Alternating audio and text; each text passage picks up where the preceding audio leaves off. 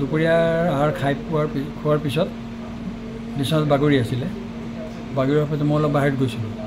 তো বাহিৰৰ পৰা মই আহিলোঁ আহি পেলাই আছোঁ মোৰ লগত কথাও পাতিলে 5-10 মিনিট কথা পাতি আকৌ গৈ পেলাই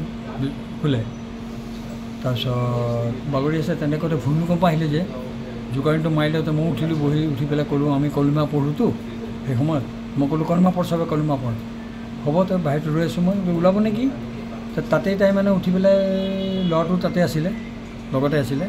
উঠি পেলাই তাই মানে ফটকৈ উঠিলে যে উঠাৰ পিছত তাৰ পিছতখিনি সেইখিনি মই সেই দিশত মই প্ৰেজেণ্ট নাছিলোঁ কাষৰ ৰুমত আছিলোঁ মই তাৰপৰা উঠি পেলাই তাৰপিছত আপোনাৰ তাই এই বস্তু বাহিনী চালে কিবা পৰিব নে কিবা নপৰিব তাৰপিছত আৰু 5 মিনিটো সময় দিয়া নাই তাৰপিছত মই গৈ পেলাই যিটো ফাৰ্ষ্ট এড যিটো আমাৰ ঘৰুৱা আমি পিঠি হেৰি কৰি দিয়া বা পাম্প কৰা কিবা কিবি সেইবিলাক আমি চেষ্টা কৰিলোঁ তাৰপিছত মোৰ ভতিজাক ফোন কৰিলোঁ মই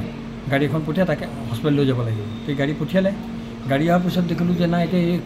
একদম ঢেলফঙা দিছে আৰু তাৰ ৱেইটটো অলপ বেছি দুজন মানুহ উঠাই লৈ যাব নোৱাৰোঁ আৰু বাকী ঘৰৰ মানুহ যি আছে চব গৈছিলে ক'ৰবাত ইনভাইট আছিলে ক'ৰবাত গৈছিলে তাৰপিছত আপোনাৰ তেওঁ মানে সেই কি এক্টিভিটি হ'ল কিয় বিচনাত পৰিলে তাৰপিছত এম্বুলেঞ্চ আহিলে এম্বুলেঞ্চ লৈ যাম বুলি পেলাই এম্বুলেঞ্চজনে আহি পেলাই ক'লে যে নহ'ব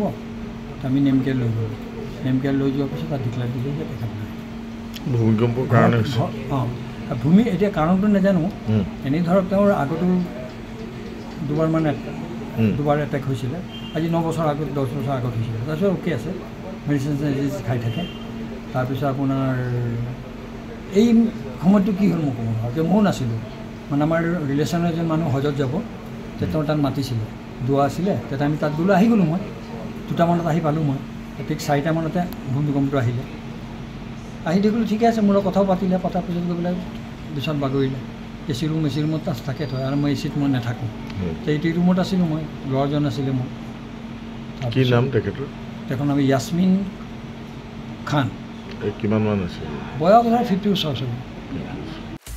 আপুনি বিচৰা বাতৰি পাব কেৱল নিউজ 18 এপত নিউজ 18 এপ ডাউনলোড কৰিবলৈ স্ক্যান কৰক এই QR কোড গুগল প্লে ষ্টৰতো পাব এই নিউজ 18 এপ